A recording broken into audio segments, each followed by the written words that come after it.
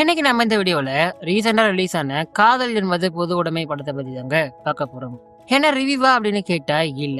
அப்புறம் என்ன எக்ஸ்பிளனேஷனா அப்படின்னு கேட்டா அதுவும் இல்ல. அப்புறம் என்னதானே இந்த படத்தை பத்தி பேச போற அப்படின்னு கேட்டா இந்த படத்தை பார்க்கும்போது எனக்கு என்னெல்லாம் தோணுச்சோ என்னோட ஒப்பீனியனை உங்க கூட ஷேர் பண்ணிக்க போறேன். ஃபர்ஸ்ட் ஆஃப் ஆல் இந்த படம் எனக்கு ஒர்க் ஆச்சா அப்படின்னு கேட்டா நான் இல்லைன்னு தான் சொல்லுவேன். பட் இருந்தாலும் சேம் ஜெண்டர் ரிலேஷன்ஷிப் படம்னாலே 18+ கண்டென்ட் ரொம்ப அதிகமா இருக்கும். பட் ஆனா இந்த படத்துல அப்படிலாம் எதுவும் பெருசா இல்ல. சோ அதுக்காகவே டைரக்டருக்கு ஒரு hats off. And also LGBTQAI கம்யூனிட்டியை பத்தி அந்த கான்செப்டை பத்தி டிராமாட்டிக்கலா எளிய மக்களுக்கு புரிய வைக்க ட்ரை பண்ணிருக்காரு. பட் அது ஒர்க் ஆச்சா? அதுதான் பெரிய கேள்வி. இந்த கேள்விக்குள்ள பாக்குறதுக்கு முன்னாடி நீங்க நம்ம சேனலுக்கு புதுசா இருக்கீங்கன்னா உடனே சப்ஸ்கிரைப் பண்ணிட்டு பக்கத்துல இருக்க பெல் ஐக்கனை கிளிக் பண்ணி ஆல்னு கொடுத்து வச்சுக்கோங்க. அப்பதான் நாங்க வீடியோஸ் பண்ணும் போதெல்லாம் உங்களுக்கு நோட்டிபிகேஷன்ஸ் கரெக்டா வரும். அண்ட் அப்படியே வீடியோக்கு ஒரு லைக்கும் போட்டுருங்க. டைரக்டர் இந்த கான்செப்டை எல்லாருக்கும் ஈஸியா புரிய வச்சாரா அப்படின்ற அந்த கேள்விக்குள்ள போகிறதுக்கு முன்னாடி LGBTQAI அப்படின்னா என்ன, அந்த கம்யூனிட்டியை பத்தி கொஞ்சம் ஓவர்வியூ பார்த்துருவோம். Lesbian, K, bisexual, transgender, cure, asexual, intersex இவங்க எல்லாரையும் சேர்த்துதான் LGBTQAI கம்யூனிட்டின்னு சொல்லுவாங்க.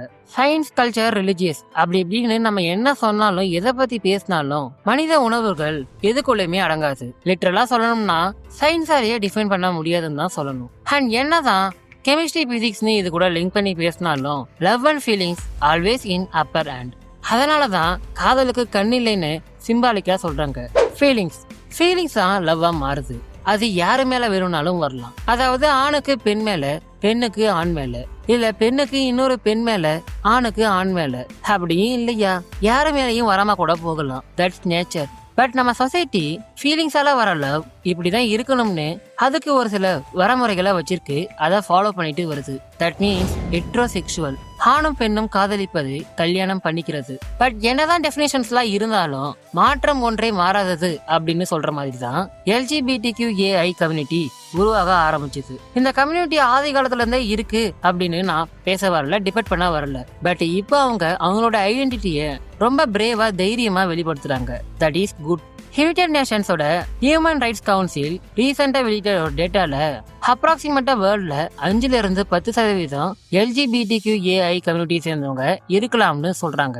அண்ட் இந்தியால 2018 செக்ஷன் 377 ஆக்ட கேன்சல் பண்ணதுல இருந்து இந்த கம்யூனிட்டிக்கு ஒரு லீகல் சப்போர்ட் கிடைக்க ஆரம்பிச்சது. செக்ஷன் 377 என்னன்னு கூகுள்ல சர்ச் பண்ணி பாருங்க. பிகாஸ் நான் அதை பத்தியும் பேசினா ஏதோ ஒரு லெசன் எடுக்கிற மாதிரி ஆயிடும். And then 2023 supreme court same gender மேரேஜை சட்டப்படியா ஏற்க முடியாதுன்னு சொல்லிட்டாங்க. ஆனா சில லிமிட்டட் ரெகுலேஷன்ஸை டிஃபைன் பண்ணாங்க. உங்களோட உணர்வுகளை நாங்க மதிக்கிறோம், உங்களால சொசைட்டிக்கு எந்த ப்ராப்ளமும் வராதுன்னா ஓகே, நீங்களா இருங்க அப்படின்னு சில லிமிட்டட் ரெகுலேஷன்ஸை டிஃபைன் பண்ணாங்க. இதை கேட்கும் போது உங்களுக்கு LGBTQAI அப்படின்னா என்ன, அந்த கம்யூனிட்டியை பத்தின ஒரு ஓவர்வியூ கிடைச்சிருக்கும். சரி, நம்ம அப்படியே படத்தோட கதைக்குள்ள வருவோம். இந்த படத்துல சேமோட கேரக்டரை லிசன் பண்ணா சிங்கிள் பேரண்ட் பொண்ணு. சின்ன வயசுல இருந்து ரொம்ப தனியா தான் வளர்ந்துருக்கா. அண்ணன், தங்கச்சி, அக்கா, தம்பி அப்படின்னு கூட யாருமே இல்ல. அண்ட் பெருசா எக்ஸ்ப்ளோரும் இல்ல. அண்ட் ஆக்சுவலி சாம்க்கு கவுன்சிலிங் கொடுத்திருந்தாலே சரியா இருக்குமோ அப்படின்னு தோணுது. ஏன் அப்படி சொல்றேன்னா, ஒரு சீன்ல சாம் சொல்லிருப்பாங்க, சின்ன வயசுல என் அப்பா எனக்கு பாபி டால் பிரசன்ட் பண்ணாரு.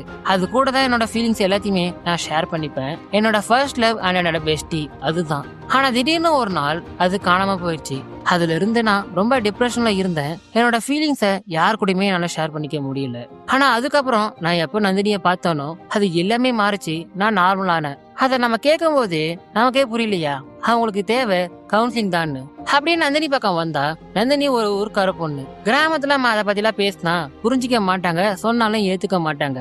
அப்படிதான் நந்தினி சொல்லி அவங்க அப்பா அம்மா ஏத்துக்காம வலுக்கட்டாயமா கல்யாணமும் பண்ணி வைப்பாங்க. ஃபர்ஸ்ட் லைன்ல அந்த பையனும் நந்தினியோட ஃபீலிங்ஸை புரிஞ்சிக்காம ரொம்ப ஃபோர்ஸா நடந்துப்பான். அண்ட் ஆல்சோ அதுக்கு சப்போர்ட் பண்றதும் அவங்களோட அப்பா அம்மா தான். ஆனா இந்த பிரச்சனையை அவங்க உட்கார்ந்து பேசியிருந்தாலே சால்வ் பண்ணிருக்கலாம். ஆனா அப்படி பண்ணாம அதை ஹேண்டில் பண்ண தெரியாம வீட்டை விட்டு வெளியே போகிற நிலைமை அவங்களுக்கு வந்துடுச்சு. அண்ட் தென் சேமோட அம்மா லக்ஷ்மி பொண்ணு மேல ரொம்ப பாசம் அதிகம், அளவு கடந்த பாசம். ஆனா பொண்ணை புரிஞ்சுக்கல. இவங்க எப்படின்னா, சேமோட அப்பா தேவேந்திரன் இவர் ஒரு படி மேல, பொண்டாட்டி மேல இருக்க கோபத்துல குடும்பத்தை விட்டுட்டு போயிட்டு இவர் ஒரு தனி வாழ்க்கையை வாழ்ந்துட்டு இருக்காரு. இன்னொரு கல்யாணம் பண்ணிக்கிட்டாரு. இப்படி ஒரு ஃபேமிலியே இருக்கிறதுலயே பிரச்சனை இருக்கு இந்த குடும்பத்துல.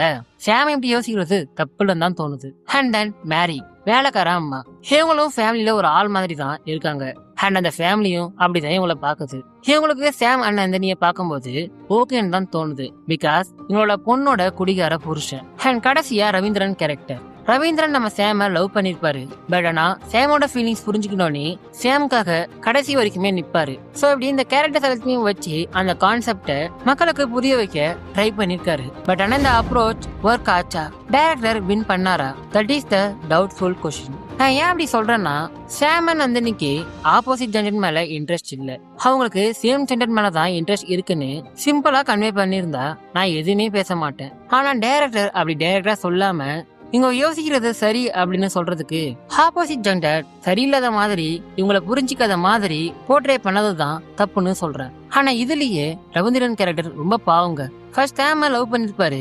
ஆனா அவங்களோட ஃபீலிங்ஸை தெரிஞ்சுக்கிட்டோன்னே அதை புரிஞ்சுக்கிட்டு கடைசி வரைக்குமே அவங்களுக்காக நிப்பாரு. That is real gentleman love. But ஒருவேளை ஆப்போசிட் ஜெண்டர்லயும் இப்படியும் இருக்காங்க அப்படின்னு காட்ட ட்ரை பண்ணாரா அப்படின்னு தெரியல.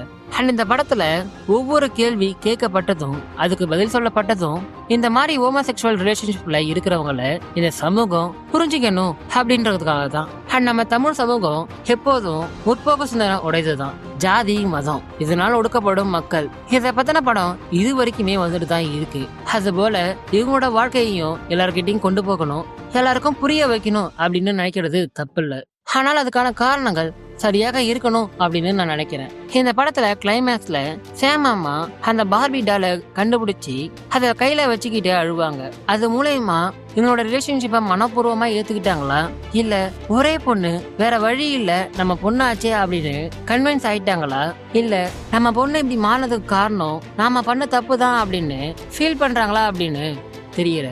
அண்ட் எண்டிங் சீன்ல பீச்ல எல்லா பொண்ணுங்களும் முகத்துல மாஸ்க் போட்டுக்கிட்டு ஓடுவாங்க. இவங்க மட்டும் மாஸ்க் இல்லாம அதுக்கு நடுவுல ஓடுவாங்க. அப்ப அதோட இந்த படம் முடிஞ்சிடும். அப்ப அதுல என்னதான் சொல்ல வராங்க அப்படின்றது எனக்கு புரியல. அண்ட் ஃபைனலி எனக்கு ஒரு சில கேள்விகள் இருக்கு. இப்ப இருக்க ஜெனரேஷன்ல 61% பேர் இத சரின்னு சொல்றாங்க, அதாவது ஹோமோசெக்சுவல் ரிலேஷன்ஷிப்ப சரின்னு சொல்றாங்க. இப்படியே போச்சுன்னா ஃபியூச்சர்ல என்ன ஆகும்? அப்புறம் சாம்க்கும் நந்தினிக்கும் நடுவுல இருக்க லவ் பியூரான எமோஷனல் பாண்டிங்கா, இல்ல லோன்லினஸ் ஆனா உருவான டிபெண்டன்சியா? அண்ட் படத்துல ரவீந்திரன் சொல்லிருப்பாரு சங்க இலக்கியங்கள்ல இதை பத்தி சொல்லியிருக்காங்க அப்படின்னு. அதாவது சங்க இலக்கியங்கள்னு சொல்றது இவங்க காம சூத்ராவ. அது சங்க இலக்கியம்னா சிலப்பதிகாரம், மதிமேகலை, சீவக சிந்தாமணி அதெல்லாம் என்ன? அண்ட் ஆல்சோ நான் கூகுள்லயும் சர்ச் பண்ணிட்டேன், இதை பத்தி வேற ஏதாவது சங்க இலக்கியங்கள வந்திருக்கா அப்படின்னு. நான் தேடின வரைக்குமே கிடைக்கலங்க. உங்களுக்கு ஏதாவது கிடைச்சதுன்னா கமெண்ட் செக்ஷன்ல கமெண்ட் பண்ணுங்க. அண்ட் தென் சாம் அப்பா கவுன்சிலிங் பத்தி பேசும்போது ஏன் ஒத்துக்கல? ஒருவேளை சாம்க்கு அவரோட ஃபீலிங்ஸ் அண்ட் லவ் மேல டவுட்டா? அண்ட் நம்ம சொசைட்டில எல்லாரும் ஒவ்வொரு முகமொழியோட தான் வாழ்ந்துட்டு இருக்காங்க. அப்படிதான் நாமளுமே வாழ்றோம். பிகாஸ் வாழ்க்கையே ஒரு நாடக மேடை தான். ஆனா எண்டிங்ல பீச்ல மாஸ்க் போட்டுக்கிட்டு ஓடுற பொண்ணுங்களுக்கு மத்தியில இவங்க 2 பேருமே மாஸ்க் இல்லாம ஓடுவாங்க. அதுல என்ன மீன் பண்றாங்கன்னா, எல்லாரும் ஒரு மாஸ்க் போட்டுக்கிட்டு இந்த உலகத்துல வாழ்ந்துட்டு இருக்காங்க, அவங்களோட ஐடென்டிட்டிய மறைச்சிட்டு இருக்காங்க. ஆனா நாங்க அப்படி இல்ல, நாங்க உண்மையா இருக்கோம் அப்படின்னு மீன் பண்றாங்க. ஆனா இது ஹெல்த்தியா? ஐ மீன் எல்லாரும் இப்படி இருந்தா சொசைட்டில லவ் அண்ட் ரிலேஷன்ஷிப் பாண்டிங் ஹெல்த்தியா இருக்குமான்னு கேக்குறேன். அண்ட் லோன்லினஸ்னால வர ஃபீலிங்ஸ் தான் லவ்வா மாறும். That's nature. பட் சாம் சொல்லுவாங்க, பார்பி டால் தான் என்னோட ஃபர்ஸ்ட் லவ். அது என்னை விட்டு போனதுக்கு அப்புறம் தான் ரொம்ப லோன்லினஸ் அண்ட் டிப்ரெஷன்ல நான் இருந்தேன். அது நந்தினியை பார்த்ததுக்கு அப்புறம் தான் எனக்குள்ள அது மாறுச்சு அப்படின்னு கன்வே பண்ணிருப்பாங்க. சோ அப்படி பார்த்தா நான் ஏற்கனவே சொன்ன மாதிரி சாம்க்கு கவுன்சிலிங் கொடுத்திருந்தாலே சரியாக இருக்குமோ அப்படின்னு தோணுது. அதனாலதான் அவங்க அப்பாவும் அப்படி கேட்டிருப்பாரு. பட் இன்கேஸ் இந்த கான்செப்டை இப்படி சொல்லியிருந்தா ஒர்க் ஆகிருக்குமோ அப்படின்னு தோணுது. It's my personal opinion. Barbie doll ஸ்டோரியை நடுவுல கொண்டு வராம நேச்சராவே எனக்கு சேம் ஜெண்டர் மேலதான் ஈர்ப்பு இருக்கு, இன்ட்ரெஸ்ட் இருக்கு அப்படின்னு சாம் சொல்லி இருந்தா சிம்பிளா கன்வே ஆகியிருக்கும். லைக் 2017 ரிலீஸ் ஆன என் மகன் மகிழ்வன், மை சன் இஸ் கே. அதுல வர வருண் கேரக்டர் அவரோட ஃபீலிங்ஸ் அண்ட் இன்ட்ரெஸ்ட் சேஞ்ச் ஆகிறத கண்டுபிடிச்சு அதை அக்செப்ட் பண்ணிக்கிட்டு மூவ் ஆன் பண்ணுவாரு. அண்ட் இந்த படம் தான் தமிழ்லயே வந்த first same gender relationship movie. அதனாலயே ஒரு பெரிய எதிர்ப்புகளும் எதிர்பார்ப்புகளும் இருந்துச்சு. பட் என்ன இருந்தாலும் சொல்ல வந்த கான்செப்டை ஈஸியா எளிமையா கன்வே பண்ணாங்க. நமக்குமே பெருசா கொஸ்டின்ஸ் அண்ட் டவுட்ஸ் வராது, ஓகேன்னு தான் தோணும். ஆனா இருந்தாலுமே இந்த டைரக்டர் யூஸ் பண்ண அந்த கான்செப்டை எக்ஸ்பிளைன் பண்ண யூஸ் பண்ண அந்த ஸ்டைல் இருக்குதுல்ல, அது சூப்பருங்க. அதை நம்ம ரெஸ்பெக்ட் பண்ணியே ஆகணும். Because no 18+ scenes and importantly கான்செப்ட டிராமாட்டிக்கா அதுவும் ஒரு டிபேட் மாதிரி எளிமையா பாமர மக்களுக்கு புரிய வைக்க ட்ரை பண்ணிருக்காரு. கடைசி வரைக்குமே அப்படிதான் கொண்டு போயிருக்காரு. அதுக்காகவே அகைன் ஒரு தடவை அவரை பாராட்டலாம். அண்ட் நாம இப்போ இந்த வீடியோட எண்டிங்க்கு வந்துட்டோம். அண்ட் இந்த படத்தை உங்களுக்கு பார்க்கும்போது உங்களுக்கு என்னெல்லாம் தோணுச்சு அண்ட் பார்க்காதவங்க பார்த்துட்டு வந்து உங்களுக்கு என்னெல்லாம் தோணுதோ அதை கமெண்ட் செக்ஷன்ல கமெண்ட் பண்ணுங்க. இது போல ஒரு நல்ல வீடியோல சந்திப்போம். Thank you guys. இருங்க போயிடாதீங்க. கடைசியா ஒரு கொஸ்டின் இருக்கு. ஐ மீன் இந்த படத்தை பார்க்கும்போது எனக்குள்ள வந்த ஃபர்ஸ்ட் கொஸ்டினே இதுதான். என்னன்னா மூவில ரிப்பீட்டடா ஒரு டைலாக் இருக்கும். ஒரு பொண்ணோட மனசு இன்னொரு பொண்ணுக்கு தான் தெரியும். இத சொல்லிதான் இவங்களுக்குள்ள இருக்க இந்த ரிலேஷன்ஷிப் சரின்னு பேசுவாங்க. சோ அப்படி பார்த்தா ஊருக்குள்ள எப்படி மாமியார் மருமகள் சண்டை, நாத்தனார் கொடுமை, இந்த பிரச்சனை எல்லாம் உண்டாகுது. Okay, thank you guys. அப்புறம் பார்ப்போம். What wrong did I do, sir? I spoke high about you only. Don't kick me, sir. Please don't kick me.